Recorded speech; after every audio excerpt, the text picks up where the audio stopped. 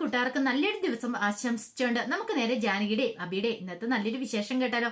അങ്ങനെ ഇന്നത്തെ വിശേഷത്തില് അജയ് അമലും നിരഞ്ജനയും ഒക്കെ സംസാരിച്ചുകൊണ്ട് നിൽക്കുകയാണ്. ഈ സമയത്ത് അജയ് പറഞ്ഞു, പിതാവാണ് പോലും എന്ത് ചെയ്യാനെന്ന് പറ, എല്ലാ സ്വത്തുക്കളും അങ്ങോട്ട് ഒരു മകന്റെ പേര് മാത്രം എഴുതി വെച്ചിരിക്കുമല്ലെന്ന് ചോദിക്കുകയാണ്. ഇത് കേട്ടത് അമല് പറഞ്ഞു, അങ്ങനെ പറയരുത് അജയേട്ടാ, ആ റിസോർട്ട് മാത്രമല്ലേ എഴുതി വെച്ചിട്ടുള്ളൂ എന്ന് ചോദിക്കാം. റിസോർട്ട് മാത്രമാണ് പോലും, അത് എന്റെ പേരിലേക്ക് എഴുതി മാറ്റാൻ ഞാൻ പറഞ്ഞില്ലെന്ന് ചോദിക്കുക. അപർണ പറഞ്ഞു, കൊള്ളാം കൊള്ളാം, അജയുടെ പേരിലേക്ക് തന്നെ എഴുതി മാറ്റാനിട്ട് ഇപ്പൊ കിട്ടിയത് തന്നെയാന്ന് പറയാണ്. ഇത് കേട്ടപ്പോ അജയ് പറഞ്ഞു, എനിക്കറിയാം നമ്മൾ ആരും ഇവിടുത്തെ മക്കളല്ലെന്ന് എനിക്ക് തോന്നേ, അതിങ്ങനെ മൂത്ത മകനെ മാത്രമല്ലേ അംഗീകരിച്ചിട്ടുള്ളൂ, അതുകൊണ്ടാണല്ലോ ആ സ്വത്ത് ആ റിസോർട്ട് അയാളുടെ പേരിലേക്ക് എഴുതി വെച്ചെന്ന് പറയാം. എന്ത് ചെയ്യാനെന്ന് പറ, മൂത്ത മകൻ എന്ന് പറഞ്ഞാൽ ആർക്കറിയാം മൂത്ത മകനാണോ അല്ലയോന്നൊക്കെ. ഇപ്പൊ ഒരു DNA ടെസ്റ്റ് നടത്തി നോക്കിയറിയാം അങ്ങേരുടെ മോനാന്നുള്ള ആണോ ഇല്ലെന്ന് സത്യം. ഇത് കേട്ടുമ്പത്തിന് അമല് പറഞ്ഞു, അജയേട്ടൻ എന്തൊക്കെയോ പറയണെന്ന് ചോദിക്കും. അതെ, ഞാനൊരു വക്കീലാണ്, ഞാൻ ആ തരത്തിലോ ചിന്തിക്കോളൂ എന്ന് പറയണം. അല്ലെങ്കിൽ തന്നെ അച്ഛന്റെ ആദ്യ ഭാര്യനെ നമ്മൾ ആരെങ്കിലും കണ്ടിട്ടുണ്ടോ? ഇല്ലല്ലോ. അപ്പൊ അതിനർത്ഥം എന്താ? അതുകൊണ്ടാണ് ഞാൻ പറഞ്ഞെന്ന് പറയാം. നിരഞ്ജന പറഞ്ഞു, അജയ് എന്തൊക്കെയാ പറയണെന്ന് ചോദിക്കാം. അതെ, ഞാൻ പറഞ്ഞാല് കാര്യമുണ്ടെന്ന് നിനക്ക് പിന്നീട് മനസ്സിലാക്കിക്കോളൂ എന്ന് പറയണം. ഒന്നുമില്ലെങ്കിലും ഞാനൊരു വക്കീലിന്റെ ബുദ്ധിയില ഞാൻ ചിന്തിക്കോളൂ എന്നൊക്കെ പറഞ്ഞിട്ട് അങ്ങോട്ടേക്ക് പോകണം. ഒരു കാര്യം എല്ലാവർക്കും കൊള്ളാം, എത്രയും പെട്ടെന്ന് തന്നെ ആ വിൽപ്പത്തർ റദ്ദാക്കിയിട്ട് നമ്മുടെ പേരിലേക്ക് എഴുതി വെക്കാനായിട്ട് പറയണം. അല്ലെങ്കിൽ ഇതൊന്നും ആയിരിക്കില്ല, വരാൻ പോകുന്ന ദുരന്തം വളരെ വലുതായിരിക്കും. അതും കൂടെ പറഞ്ഞിട്ടാണ് അജയ് അങ്ങോട്ട് പോണേ. എല്ലാരും അങ്ങോട്ട് പോയി കഴിഞ്ഞപ്പോ അപർണയോട് അമല് പറഞ്ഞു, ഇപ്പൊ നിനക്ക് സമാധാനമായല്ലോ, എല്ലാം കുളമായി കഴിഞ്ഞപ്പോ നീ ഇങ്ങോട്ട് വലതുകാലി വെച്ച് കയറി വന്നത് തന്നെ ഈ അളകാപുരി വേർപിരിക്കാൻ അല്ലേടിന്ന് ചോദിക്കാം. നീ എന്താ എന്നോട് പറഞ്ഞേ? ഞാൻ തമ്പിയുടെ മോളാന്നല്ലേ പറഞ്ഞേ. അപ്പൊ ഞാൻ ആ സ്വഭാവ ഗുണമല്ലേ കാണിക്കുന്നുള്ളൂ. ഇപ്പൊ നിനക്ക് മനസ്സിലായല്ലേ ഈ അപർണ ആരാന്നുള്ള കാര്യം എന്നും പറഞ്ഞൊരു അപർണ അങ്ങോട്ട് പോവാണ്. അമലിന് ആകെപ്പാടെ സമനില എത്തുന്ന പോലെ തോന്നി. പിന്നീട് ഫുഡ് കഴിക്കാനായിട്ട് ഇരിക്കുവാണ് അപർണയും നിരഞ്ജനയൊക്കെ. ഈ സമയത്ത് മുത്തശ്ശി പറഞ്ഞു, സുമകലാമ്മ പറഞ്ഞു, ദേ പ്രഭാവതി വന്നില്ലല്ലോ എന്ന് പറയണം. എങ്ങനെ വരാനാ, കുറെ വിളിച്ചു നോക്കിയതാ, എന്നിട്ട് അമ്മ വരാൻ കൂട്ടാക്കിയെന്ന് അപർണ പറയാണ്.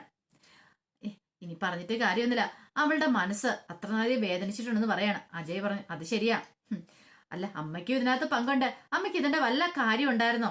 അമ്മ അച്ഛനെ വിശ്വസിച്ചോണ്ടല്ലേന്ന് ചോദിക്കും. ഇത് കേട്ട് കഴിഞ്ഞപ്പം നിരഞ്ജന പറഞ്ഞു, അങ്ങനെ പറയരുത് അജയ്, നീയ അമ്മയുടെ സ്ഥാനത്ത് നിന്ന് ചിന്തിച്ചു നോക്കാൻ പറയാണ്.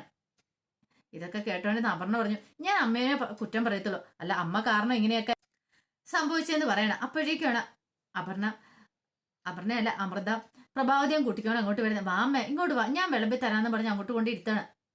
പെട്ടെന്ന് അമല ചോദിച്ചു, അമ്മ എന്തിനാ ഫുഡ് കഴിക്കാൻ വരായിരുന്നെന്ന് ചോദിക്കുക. എനിക്ക് ഫുഡ് വേണ്ടാന്ന് പറയണം. ഇതേ ഫുഡ് കഴിക്കാതിരുന്നോണ്ട് ഈ പ്രശ്നത്തിന് ഒരു പരിഹാരമാണെന്ന് ചോദിക്കുക. അമ്മ ഇരുന്ന് കഴിക്കാൻ പറയണം. അജയ് പറഞ്ഞു, അമ്മ പട്ടിണി കിടന്നുകൊണ്ടൊന്നും അമ്മയുടെ ഭർത്താവിന്റെ മനസ്സ് മാറാൻ പോകുന്നു തോന്നില്ല എന്ന് പറയണം. അമ്മ ഇവിടെ നല്ല സ്ട്രോങ് ആയിട്ട് നിൽക്കണം, എങ്കിൽ മാത്രമേ കാര്യങ്ങൾ മുന്നോട്ട് പോകണമെന്ന് പറയണം. സുമംഗല പറഞ്ഞു, അതാ പറഞ്ഞെന്ന് പറയണേ. ഈ സമയം അമൃത പറഞ്ഞു, എല്ലാരും കൂടെ അമ്മയുടെ മേക്കിട്ട് കയറേണ്ട കാര്യമില്ല. അമ്മ അച്ഛനെ വെറുക്കുന്നതിന്റെ കാരണം എന്ന് പറഞ്ഞാൽ അമ്മയോട് പറയാതെ അഭിയേട്ടന് ആ സ്വത്ത് എഴുതി കൊടുത്തതിന്റെ പേരില്ല, അല്ലാതെ അഭിയേട്ടന് കൊടുത്തോണ്ട് അമ്മയ്ക്ക് കുഴപ്പമൊന്നുമില്ല. ഒരു പക്ഷേങ്കില് അമ്മ ഇതിനു മുമ്പ് ഈ കാര്യം അറിയായിരുന്നെങ്കിൽ അമ്മയ്ക്കിത് വിഷയമേ ആയിരുന്നില്ല. അമ്മയോട് ഒരു വാക്ക് ചോദിക്കാത്തോണ്ടുള്ള ദേഷ്യം അച്ഛനോടുള്ളതെന്ന് പറയണം. അജയ് പറഞ്ഞു, പക്ഷെ ഞങ്ങള് മക്കൾക്ക് അങ്ങനെയല്ല, അറിയാലോ, ഞങ്ങൾക്ക് ആ സ്വത്ത് കിട്ടാതിരിക്കാൻ പറ്റില്ല, എല്ലാ മക്കളും ഒരേപോലെ അച്ഛൻ കാണണം, ഞങ്ങൾ അച്ഛനെ മക്കള് തന്നെയല്ലേന്ന് ചോദിക്കുക. സുമംഗല പറഞ്ഞു കേട്ടില്ലേ, ഇനി എല്ലാം നിന്റെ കയ്യിലെ പ്രഭാവതി എന്ന് പറയണം. അപ്പോഴാണ് അബിയും ജാനകിയും പൊന്നും കൂടെ കഴിക്കാൻ വരുന്നത്. അവരെ കണ്ടു കഴിഞ്ഞപ്പത്തിന് ഓരോരുത്തരുടെ എഴുന്നേറ്റ് പോകണം. അവസാനം നിരഞ്ജന മാത്രം ടേബിളെ ബാക്കിയായി. അജയ് കൈയിട്ട് അങ്ങോട്ട് പോകാൻ തുടങ്ങിയപ്പോഴത്തേനും ആദ്യം അജയ് എഴുന്നേറ്റെ. അജയ് അങ്ങോട്ട് പുറത്തേക്ക് ഇറങ്ങാൻ തുടങ്ങുമ്പോഴത്തേനും പെട്ടെന്ന് അഭിറിഞ്ഞു, എടാ മോനെ നീ കഴിക്കാതെ പോവല്ലേ, ഇതേ ഞങ്ങൾ വന്നോണ്ടാ നീ കഴിക്കാതെ എഴുന്നേറ്റ് പോയെങ്കിൽ ഞങ്ങൾ അങ്ങോട്ട് പോയേക്കാം, ഞങ്ങൾ പിന്നെ വന്ന് കഴിച്ചോളാം പറയുന്നു. അങ്ങോട്ട് മാറി നിൽക്കാനും പറഞ്ഞിട്ട് ആ കൈയും തട്ട് മാറ്റി അജയ് അങ്ങോട്ട് പോകണം. എല്ലാരും പോയി കഴിഞ്ഞപ്പോൾ നിരഞ്ജനയ്ക്കാണ് വല്ലാത്ത ബുദ്ധിമുട്ട്. നിരഞ്ജന അവിടെ ഇരിക്കുക, നിരഞ്ജന എഴുന്നേറ്റ് പോകാനൊന്നും പോയില്ല. പെട്ടെന്ന് ജാനകി അബിയോട് പറഞ്ഞു, ഞാൻ എപ്പോഴേ പറഞ്ഞല്ലേ നമുക്കിപ്പൊ കഴിക്കാൻ വരണ്ടെന്ന്, ഇപ്പൊ കണ്ടില്ലേ നമ്മൾ കാരണം അവരാരും ഫുഡ് കഴിക്കാതെ എണീറ്റ് പോയത് കണ്ടില്ലേന്ന് ചോദിക്കാം. അബി പറഞ്ഞു, ഞാൻ ഇത്രയ്ക്കും പ്രതീക്ഷിച്ചില്ല ജാനകി എന്ന് പറയണം. ജാനകി പറഞ്ഞു, അബിയേട്ടന ആരെയും മനസ്സിലായിട്ടില്ല, ഇതുവരെ ഈ കുടുംബത്തിലുള്ള ആരെയും മനസ്സിലായിട്ടില്ല, അതിന്റെ കുഴപ്പമാന്ന് പറയണം. പൊന്നു പറഞ്ഞു, അതെന്താ അച്ഛൻ നമ്മളെ കണ്ടു കഴിഞ്ഞപ്പോ തന്നെ എല്ലാരും എഴുന്നേറ്റ് പോയത്, നമ്മളെ ആർക്കും ഇഷ്ടമില്ലെന്ന് ചോദിക്കുകയാണ്. അബിയുടെ രണ്ട് കണ്ണ് നിറഞ്ഞു വന്നു. അബി പെട്ടെന്ന് ജാനകിയോട് പറഞ്ഞു, നീ കൊച്ചിനെ ഫുഡ് കൊടുക്കാൻ പറയണം പൊന്നുവിന്. പിന്നീട് ജാനകി ഒന്ന് ഫുഡ് എടുത്തിട്ട് പൊന്നിന് വാരി കൊടുക്കുകയാണ്. ജാനകിയുടെ കണ്ണ് നിറയുന്നുണ്ടായിരുന്നു, എന്ത് ചെയ്യണമെന്ന് അറിയില്ല. പിന്നീട് പ്രഭാവതി അങ്ങോട്ട് പോയി നിൽക്കുന്ന സമയത്ത് പ്രഭാവതിയുടെ അടുത്തേക്ക് സുമംഗല എല്ലുവാണ്. സുമംഗല എന്നിട്ട് പറഞ്ഞു, അതെ ഒരു കാര്യം ഞാൻ പറഞ്ഞേക്കാം, ഇവിടെ നീ വേണം കാര്യങ്ങളൊക്കെ അവനോട് സംസാരിക്കാന്ന് പറയാം. എന്ത് സംസാരിക്കാൻ? നീ ചെന്ന് സംസാരിക്കുക, നിന്റെ ഭർത്താവല്ലേ സൂര്യനാരായണൻ, അവനോട് എന്ത് പറ, ദേ അവന്റെ പേരിലേക്ക് മാത്രം, അബിയുടെ പേര് മാത്രം ആ സ്വത്തുക്കൾ കൊടുക്കാൻ പാടില്ലെന്ന്, എല്ലാവരുടെയും പേരിലേക്ക് മാറ്റണം എന്നുള്ള കാര്യം. ഒന്നെങ്കിൽ ആ വിൽപ്പത്ര റദ്ദ് ചെയ്യാൻ പറ എന്ന് പറയാണ്. ഞാൻ പറഞ്ഞിട്ടുണ്ടെങ്കിൽ അമ്മയുടെ മോൻ അനുസരിക്കുമെന്ന് അമ്മയ്ക്ക് തോന്നുന്നുണ്ടോ എന്ന് ചോദിക്കാം. ദേ ഞാൻ പറഞ്ഞാൽ അനുസരിക്കത്തില്ല, നീ പറഞ്ഞാൽ അനുസരിക്കത്തുള്ളൂ എന്ന് പറയാം. ദേ നീ അത് പറഞ്ഞില്ലെങ്കിൽ നിന്റെ മക്കൾക്ക് തന്നെയാ, എല്ലാ മക്കളും ഒരേപോലെയല്ലേ. എന്നിട്ടോ ഒരാടത്തിനെ മാത്രം കണ്ടിട്ട് ബാക്കി 3 മക്കളെ തള്ളിക്കളഞ്ഞോണ്ടോ? നിന്റെ മക്കളെ തള്ളിക്കളഞ്ഞു. ഇങ്ങനെ പോയിട്ടുണ്ടെങ്കിൽ ഈ അളകാപുരിയുടെ ബാക്കി സ്വത്തുക്കളും കൂടെ അവന്റെ കൈപ്പിടിയിൽ ഒതുങ്ങും. എല്ലാരും കൂടെ തെരുവിലേക്ക് ഇറങ്ങേണ്ടി വരും. ഞാൻ പറഞ്ഞില്ല കേട്ടില്ല എന്ന് പറഞ്ഞോണ്ട് സുമംഗലാം എങ്ങനെ എരിപരി കയറ്റി വിടുവാണ് പ്രഭാവതിനെ. അവസാനം പ്രഭാവതി മുറിയിലേക്ക് ചെല്ലുവാണ്.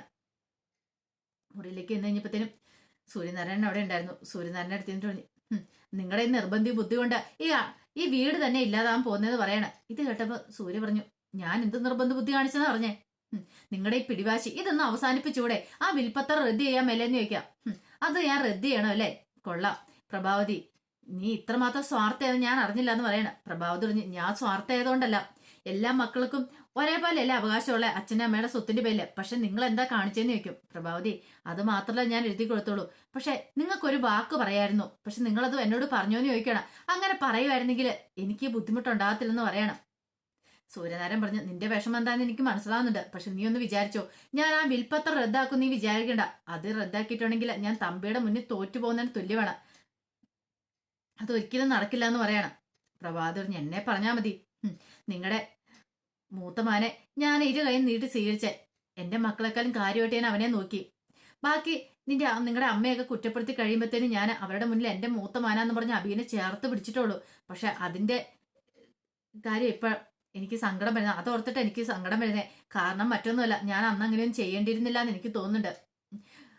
ഫുഡ് എടുക്കുമായിരുന്നെങ്കിൽ ആദ്യം നിങ്ങളുടെ മൂത്തമാന് വിളമ്പിയിട്ട് മാത്രമേ ഞാൻ പോലും എടുത്ത് കഴിച്ചിരുന്നുള്ളൂ, അത് നിങ്ങൾക്ക് അറിയാവുന്നല്ലേ നിൽക്കും. ഇത് കേട്ട് കഴിഞ്ഞപ്പോഴത്തേനും സൂര്യനാരായണൻ പറഞ്ഞു, അതൊക്കെ എനിക്കറിയാൻ പ്രഭാതി, പക്ഷെ പറഞ്ഞിട്ട് കാര്യമില്ല എന്ന് പറയണം. ഞാൻ അങ്ങോട്ട് തീരുമാനം എടുത്തിട്ടുണ്ടെങ്കിൽ അതിന്റെ പിന്നിലൊരു കാരണം ഉണ്ടെന്ന് പറയണം. എന്ത് കാരണം? ഞാൻ അറിയത്തില്ലാത്ത എന്ത് കാരണം നിങ്ങൾക്കുള്ളേ?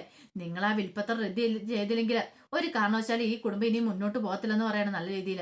അതൊരിക്കലും റദ്ദ് ചെയ്യുന്ന നീ പ്രതീക്ഷിക്കേണ്ട എന്നും പറഞ്ഞ് പ്രഭാവതിയോട് പറഞ്ഞിട്ട് സൂര്യനാരായണൻ അങ്ങോട്ട് ഇറങ്ങിപ്പോണം. പ്രഭാവതിക്ക് എന്ത് ചെയ്യണം നടത്തില്ല, വല്ലാത്തൊരു ബുദ്ധിമുട്ടായിപ്പോയി. ഇനിയിപ്പൊ താൻ പറഞ്ഞുകൊണ്ട് ഒരു കാര്യമില്ലെന്ന് മനസ്സിലായി.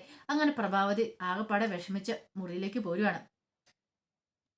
പിന്നീട് ജാനകി ചായയൊക്കെ ആയിട്ട് പിറ്റേ ദിവസം രാവിലെ തന്നെ ചായയൊക്കെ ആയിട്ട് ചെല്ലുവാണ് സൂര്യനാരായണൻ. അങ്ങനെ ചായ ആയിട്ട് ചെന്ന് കഴിയുമ്പോഴത്തേനും മുഖമൊക്കെ കഴുകി ബാത്റൂമിൽ നിന്ന് ഇറങ്ങി വരുവാണ് സൂര്യനാരായണൻ. ചായ കൊടുത്തു കഴിഞ്ഞപ്പോൾ തന്നെ ജാനകിക്ക് തോന്നി മുഖമൊക്കെ ആകെ വല്ലായിരിക്കുന്നു. എന്ത് പറ്റിയെച്ചാൽ മുഖം വല്ലായിരിക്കുന്നത്? അത് മോളെ രാത്രി ശരിക്കും ഉറങ്ങാൻ പറ്റിയില്ലെന്ന് പറയണം. നേരം വെളുത്ത് എപ്പോഴും ഒന്ന് മയങ്ങിയെന്ന് പറയണം. അച്ഛാ എന്തിനാ ഇങ്ങനെ പിടിവാശി? എന്താന്ന് വെച്ചാൽ എഴുതി കൊടുത്താരെ. അഭിയേട്ടനൊന്നും വേണ്ടെന്ന് പറഞ്ഞല്ലോ. ഇനിയിപ്പൊ അതിനെക്കുറിച്ച് വലിയ ഈ കുടുംബത്തിൽ കലഹം ഉണ്ടാണ്ടെന്ന് പറയണം. അച്ഛൻ വല്ലാതെ ക്ഷീണിച്ചിട്ടുണ്ട്, അച്ഛൻ എന്തോ വയ്യായികയുണ്ട്, നമുക്ക് ഹോസ്പിറ്റലിൽ പോയെന്ന് ചോദിക്കുക. വേണ്ട മോളെ, ഹോസ്പിറ്റലൊന്നും പോകണ്ട, എനിക്കൊരു കുഴപ്പമില്ലെന്ന് പറയണം. നമ്മുടെ മനസ്സാണ് നമ്മുടെ ഏറ്റവും വലിയ പ്രശ്നം. നമ്മുടെ മനസ്സിന് വയ്യെങ്കിൽ നമ്മുടെ ശരീരത്തിന് മൊത്തത്തിലൊരു ബുദ്ധിമുട്ട് അനുഭവപ്പെടുമല്ലേ, അതുപോലെ തന്നെ ഇവിടെ ഉണ്ടായെന്ന് പറയണം. അത് മോള് കാര്യമായിട്ട് എടുക്കണമെന്ന് പറയണം. പക്ഷെ എന്നാലും വല്ലാത്ത ടെൻഷനായി പോയി ജാനകിക്ക്.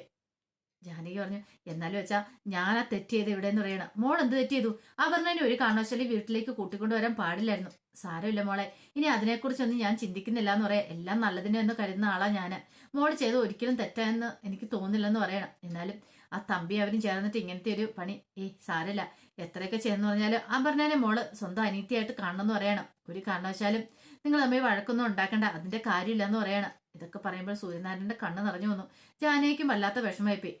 അച്ഛൻ റെസ്റ്റ് എടുക്കാൻ പറഞ്ഞുകൊണ്ട് ജാനകി അവിടുന്ന് മുറിക്ക് പുറത്തേക്ക് ഇറങ്ങി പോരുവാണ്. പിന്നീട് നേരെ പ്രഭാവതിയുടെ റൂമിലേക്ക് ഇരുന്നേ. പ്രഭാവതിയിൽ എന്നിട്ട് പറഞ്ഞു, അതെ അച്ഛൻ നല്ല ക്ഷീണത്തിലാ, അച്ഛന് നല്ല വയ്യായിക ഉണ്ടമ്മേ, ഹോസ്പിറ്റലിൽ കൊണ്ടുപോകണമെന്ന് പറയണം. ഇത് കേട്ട് കഴിഞ്ഞപ്പോഴത്തേനും പ്രഭാവതി പറഞ്ഞു, അങ്ങേരെ ഹോസ്പിറ്റലിൽ കൊണ്ടുപോയിട്ട് ഞാനാ, നിങ്ങളല്ലേ ശുശ്രൂഷിക്കുന്നത്, നിങ്ങൾ തന്നെ ഞാൻ കൊണ്ടുപോയി മതി എന്ന് പറയണം. അത് പിന്നെ അച്ഛൻ എന്നോട് കുറെ കാര്യങ്ങളൊക്കെ പറഞ്ഞു. ഇത്രയും നാളായിട്ടും അമ്മയും അച്ഛനും വേർപിരിഞ്ഞ് കഴിഞ്ഞിട്ടില്ല എന്ന്, ആദ്യത്തെ സംഭവമാണ്. അപ്പം എന്താമ്മ ഇതിന്റെ പേരിൽ, ഈ സ്വത്തിന്റെയും പണത്തിന്റെയും പേരിൽ ഇങ്ങനെ പിണങ്ങിയിരിക്കേണ്ട കാര്യമുണ്ടോ? അച്ഛന്റെ മനസ്സ് നന്നായിട്ട് വേദനിക്കുന്നുണ്ടെന്ന് പറയണം. വേദനിക്കട്ടെ, നന്നായിട്ട് തന്നെ വേദനിക്കട്ടെ എന്ന് പറയണം. അല്ലെങ്കിൽ ഇങ്ങനത്തെ പരിപാടികളൊക്കെ ചെയ്യാൻ കൊള്ളാവോ? ഞാൻ എത്ര കെഞ്ചി പറഞ്ഞു, പക്ഷെ എന്നോട് ചതിയല്ലേ ചെയ്തേ, എന്നോട് ഒരു വാക്ക് പോലും ചോദിക്കാതല്ലേ ഈ കാര്യങ്ങളൊക്കെ ചെയ്തേന്ന് ചോദിക്കുകയാണ്. ഇത് കേട്ടൻ ജാനകി പറഞ്ഞു, അമ്മേ ഞാനോ അഭിയേട്ടനോ അച്ഛന്റെ സ്വത്തുക്കളൊക്കെ ചോദിച്ചിട്ടില്ല, അറിയാലോ നിങ്ങൾ ചോദിച്ചിട്ടില്ല. പക്ഷെ എങ്കിലോ നിങ്ങളെ എല്ലാം കൊണ്ടും അദ്ദേഹത്തിന് പ്രീതി പിടിച്ചു പറ്റിയില്ലേ, അതുകൊണ്ട് എന്താ എല്ലാം നിങ്ങൾക്ക് എഴുതി തന്നില്ലേന്ന് ചോദിക്കുക. അങ്ങനെ പറയല്ലമ്മേ. ഇത് ജാനകി, നീ അത് മാത്രം പറയുന്നത്, നിന്റെ പേരിലും കൂടെ കൂടിയിട്ടാ ആ റിസോർട്ടും കാര്യങ്ങളൊക്കെ എഴുതി തന്നിരിക്കുന്നു പറയാണ്. ഇത് കേട്ടപ്പോൾ ജാനകി പറഞ്ഞു, ഞങ്ങൾ ആവശ്യപ്പെട്ടിട്ടല്ലല്ലോ അമ്മേ, ആവശ്യപ്പെടാതെ എഴുതി തന്നല്ലേന്ന് ചോദിക്കും. എഴുതി തന്നു പോലും. ഇതേ ഒരു കാര്യം ഞാൻ പറഞ്ഞേക്കാം, സഹിക്കുന്നതിനും ക്ഷമിക്കുന്നതിനും ഒരു പരിധിയുണ്ട്. എല്ലാ മക്കൾക്കും ഒരേപോലെ കൊടുക്കുവാണെങ്കിൽ എനിക്ക് ഇത്ര സങ്കടം വരത്തില്ലായിരുന്നു. അല്ലെങ്കിൽ എന്നോട് ഈ കാര്യം നേരത്തെ പറയുമായിരുന്നെങ്കിലും എനിക്ക് സങ്കടമൊന്നും വരത്തില്ലായിരുന്നു. ഇന്ന് വരെ ഞാൻ അഭിനെ മാറ്റി നിർത്തിയിട്ടില്ല. എന്റെ സ്വന്തം മോനെ പോലെ സ്നേഹിച്ചേ. അവന് അമ്മയില്ലാന്ന് അറിഞ്ഞു കഴിഞ്ഞിട്ട് ഞാൻ എന്റെ സ്നേഹം കൊടുത്ത ഞാൻ അവളെ വളർത്തിക്കൊണ്ട് വന്നേ. അവന് പറയാനെങ്കിലും അമ്മ അച്ഛനുണ്ട്. നിനക്ക് ആരാ ഉള്ളതെന്ന് ചോദിക്കുകയാണ്. എന്നോട് കൊണ്ട് കൂടുതലൊന്നും പറയിപ്പിക്കരുത് എന്ന് പറഞ്ഞിട്ട് ജാനകിനെ വല്ലാതെ വിഷമിപ്പിക്കുകയാണ്. ജാനകിക്ക് സങ്കടം വന്നു. താനൊരു അനാഥയായല്ലോ. അതൊക്കെ ആ ചിന്തയൊക്കെ ജാനകിയുടെ മനസ്സിലേക്ക് വരുവാണ്. കാരണം ഇത്രയും കാലം അമ്മ ഇങ്ങനെയൊന്നും പറഞ്ഞിട്ടില്ല. പക്ഷെ ആദ്യമായിട്ടാണ് താനൊരു അനാഥയാണ് എന്നൊക്കെ പറയണേ. അതൊക്കെ ഓർത്ത് കഴിഞ്ഞപ്പം ജാനകിയുടെ കണ്ണറിയാന്ന് അറിഞ്ഞു വന്നു. ജാനകി പിന്നെ ഒന്നും മിണ്ടാതെ ഇങ്ങോട്ട് പോരുവാണ്. പിന്നീട് കാണിക്കുന്ന അളകാപുരിയിലേക്ക് വക്കീല് വരുവാണ്. വക്കീൽ അഭിയും കൂടെ സംസാരിച്ചുകൊണ്ടിരിക്കുന്ന സമയത്താണ് സൂര്യനാരായണൻ അങ്ങോട്ട് വരുന്നത്. സൂര്യനാരായണൻ വന്നിട്ട് വക്കീലിനോട് ചോദിച്ച് കാര്യങ്ങളൊക്കെ ഉണ്ടല്ലോ അല്ലേന്ന് ചോദിക്കുകയാണ്. അതെ ഉണ്ട് സാറേന്ന് പറയാണ്. എങ്ങനെ വിവരങ്ങളൊക്കെ ചോർന്നു പോയെന്ന് അറിയത്തില്ല. ആദ്യം റിസോർട്ടിനെ കുറിച്ചുള്ള വിവരം ചോർന്നു, പിന്നെ മറച്ചു വെച്ച രണ്ടാമത്തെ കാര്യം അബിയുടെ കാര്യം. ഇതെങ്ങനെ പുറത്തൊന്നും അറിയത്തില്ല എന്ന് പറയണം. തെളിവ് സഹിതമാണ് അപർണ ആ ആധാരത്തിന്റെ കൊണ്ട് കാണിച്ചെന്ന് പറയണം. ഇതിനർത്ഥം എന്താ?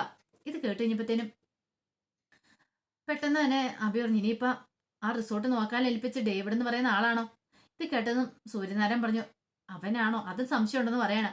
അപ്പോഴേക്കും വക്കീല് പറഞ്ഞു, അതെ എനിക്ക് സംശയമുണ്ട്, പക്ഷെ അവൻ അങ്ങനെ ചെയ്യുന്നവനല്ല. അവൻ ഇതിനെക്കുറിച്ചൊന്നും കൂടുതലായിട്ട് അറിയത്തില്ല. ഇനിയിപ്പോ സാറും തമ്പി തമ്മിലുള്ള പ്രശ്നത്തെക്കുറിച്ചും അവൻ അറിയത്തില്ല എന്ന് സക്കീർ വക്കീൽ പറയണം. പക്ഷെ ഇതിനിടയ്ക്ക് എന്താ സംഭവിച്ചതെന്ന് അറിയത്തില്ല. ഞാൻ ഒരു മാസമായിട്ട് ദുബായിലായിരുന്നു, ഇവിടെ ഇല്ലായിരുന്നു. അതുകൊണ്ട് എനിക്ക് കാര്യങ്ങളൊന്നും അറിയാൻ പറ്റില്ലെന്ന് പറയണം. ഇത് കേട്ട് കഴിഞ്ഞപ്പം സൂര്യനാരായണൻ പറഞ്ഞു, എങ്ങനെയാണല്ലോ ആ വിവരം ചോർന്നു പോയത് എങ്ങനെയാണെന്ന് അറിയണം. ആധാരത്തിന്റെ കോപ്പി സാധനം തമ്പിയുടെ കൈ കിട്ടണമെങ്കിൽ അത് ആര് കൊടുത്തു, എങ്ങനെ കൊടുത്തു എന്നറിയണം എന്നൊക്കെ പറയണം.